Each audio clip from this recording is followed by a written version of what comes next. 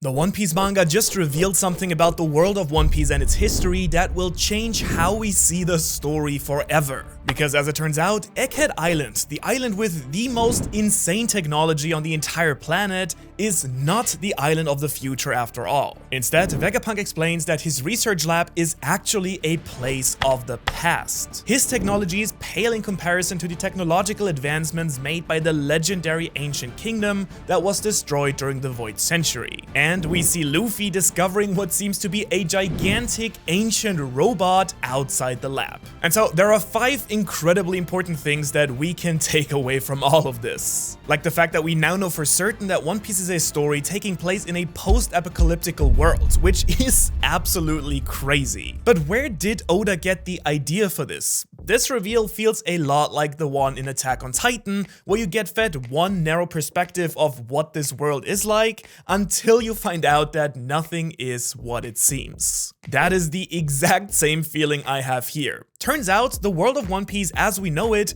is the cataclysmic aftermath of an era of greatness that came beforehand. The first thing that came to my mind right away here is the Wheel of Time. In case you're not familiar with the story, it's a fantasy novel that takes place in the medieval Lord of the Rings-like world in the Third Age after the so-called breaking of the worlds. Now, even though it's not a major plot point throughout the story, the author feeds the reader hints that the world before this breaking was actually our own reality. That humanity became incredibly advanced in the future and ultimately destroyed itself, leading to a complete setback and a world that feels like fantasy. That's exactly the vibes that I'm getting from all this in One Piece as well right now. And I can't really begin to tell you just how great a piece of writing this is. It makes the lore and story of One Piece even better than it already was. The love Oda has for aliens and sci-fi stories like Star Wars have also gotten really apparent in the recent chapters, I think. And the giant mossy robot from a lost ancient civilization has pretty strong Castle in the Sky vibes, a Ghibli movie that seems to have a number of connections with One Piece. Really, go watch it if you haven't, it's fantastic. But it's not only fiction that Oda was inspired by here, because there are multiple theories out there that our own real world experienced a similar setback as well. People like Graham Hancock or Randall Carlson argued that the last ice age started and ended with a cataclysmic catastrophe that might have wiped out an already advanced ancient civilization from the face of our own planet roughly 12,000 years ago, lost to the sea as sea levels rose over 80 meters in the aftermath. It's speculated that this ancient civilization was the one that built the pyramids all around the world and mapped the entire planet. Now, I'm neither an archaeologist nor a geologist, so I really can't evaluate how accurate the science on all of this is, but there seems to be increasing evidence for it. And in any case, it doesn't really matter to us here if it's true or not, because it's an incredibly fun and interesting topic to go down the rabbit hole for, and due to all the similarities these theories have with Oda's writing, I'm 99% convinced that Oda took inspiration from this theory as well. Which brings me to the second point on my list. What does this major reveal mean for the One Piece world and the context of the story? Well, we now pretty much know that there used to be modern day technology on the planet, including space travel and advanced computing. But then at some point, this advanced civilization got defeated by the 20 kingdoms that later became the world government that is ruling the world until today. After this war, a major technological setback happened, throwing the world back into the age of guns and swords and seafaring. And it also explains really nicely now why the world government was so keen on wiping any trace of this kingdom from the history books. If anyone were to find out the truth about their advanced civilization, well, they could try and find and revive its technology and use it against the government. And so Imu and the Gorosei are purposefully withholding this knowledge and banning any research on it to keep their subjects unaware and incapable of standing up against their tyrannical rule. Now, you might be wondering why that is such a big deal. After all, there were many hints already in the story that the ancient kingdom was quite powerful. So what really has changed with this reveal? Well, it's the fact that what Luffy finds is a giant, functioning, titanic robot. And until this point, we all kind of assumed that much in the One Piece world is kind of based on the story's own magic system, like chakra or something. Devil fruits have a literal devil in them, the ancient weapons are just unique abilities certain people have, and the ancient kingdom built big cities, yeah, like Wano and Shandora, and we're a place where everyone could live together in harmony.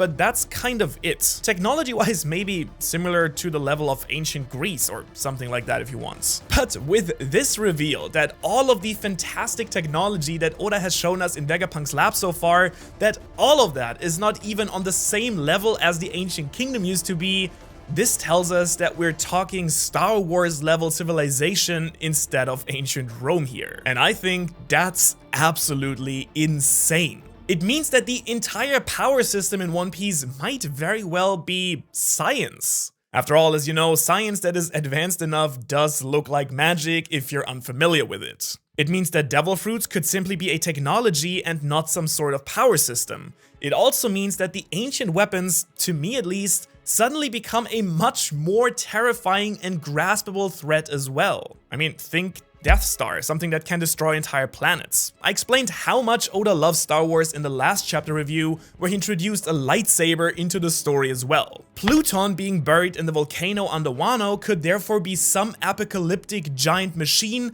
with unfathomable powers. I think the idea that it's futuristic war tech makes it so much more fascinating and terrifying. No wonder then maybe that Roger was laughing when he learned the true history, about a time when you could fly to the moon, heal all diseases, and change the face of the planet itself. I mean, Joy Boy most likely explained how all that knowledge and technology would one day come back once the right conditions are met. So no wonder that Roger wished that he was born in the same technologically advanced era as Joy Boy, and no wonder that he and his crew were too early.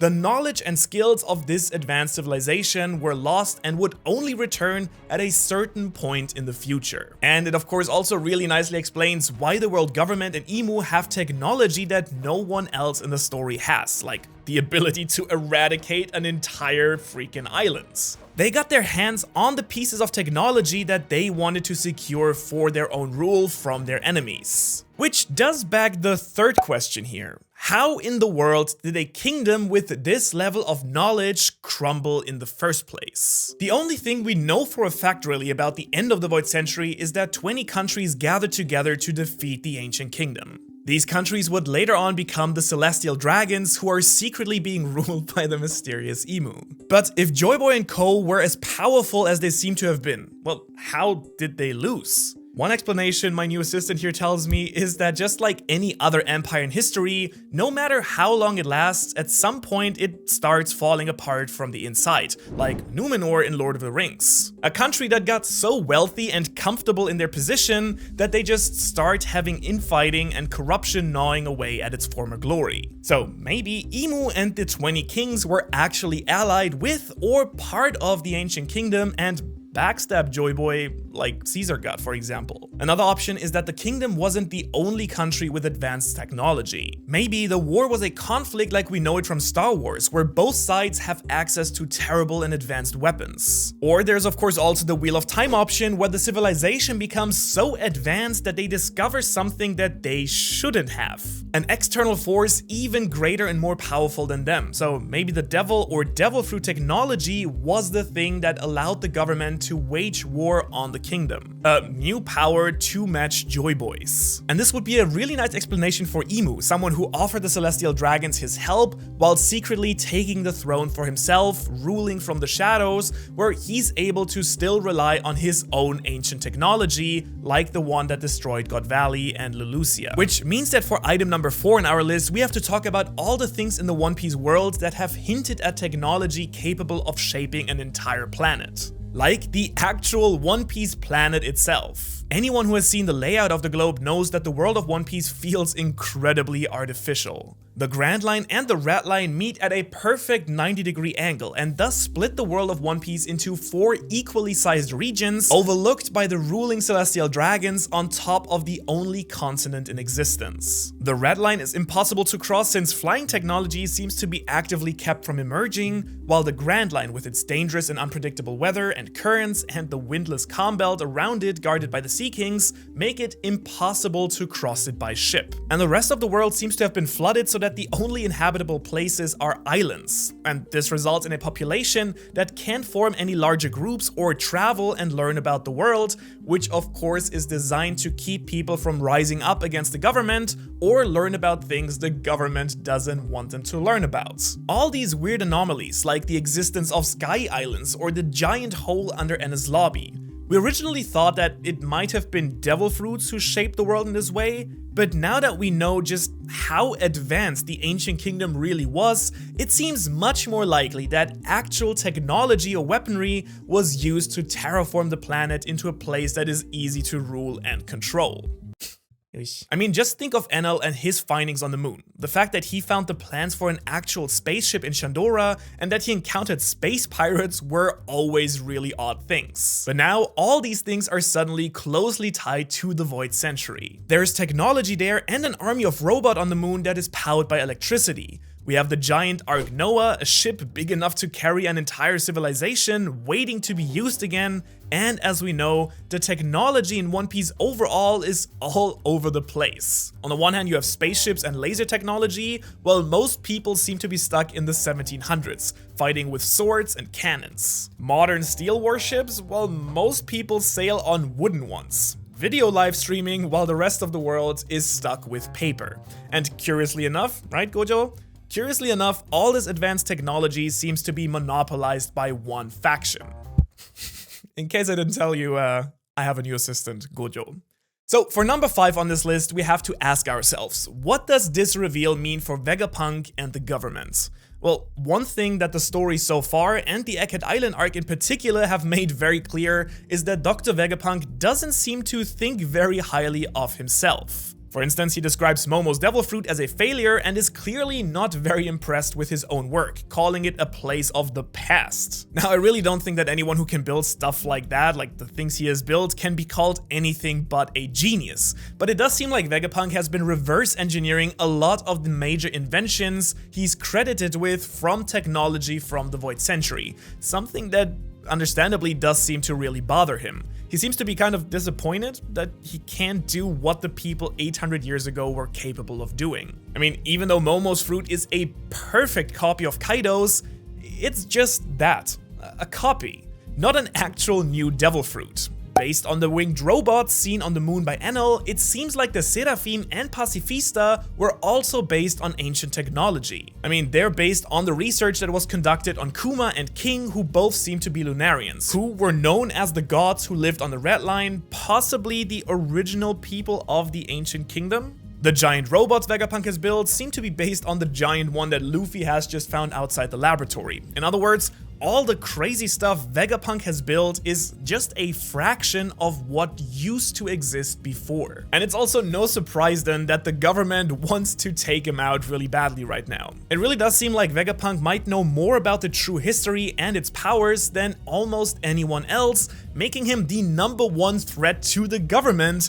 Rightfully so, it seems, as one of the 6 Vegapunks, Shaka #1, is in direct contact with Dragon of the Revolutionary Army. By the way, if you're a bit confused by the entire 6 Vegapunk plus 1 body thing, how it works, and what each of them is like, well, I did a whole breakdown of them in this video right here that you can go watch next if you like.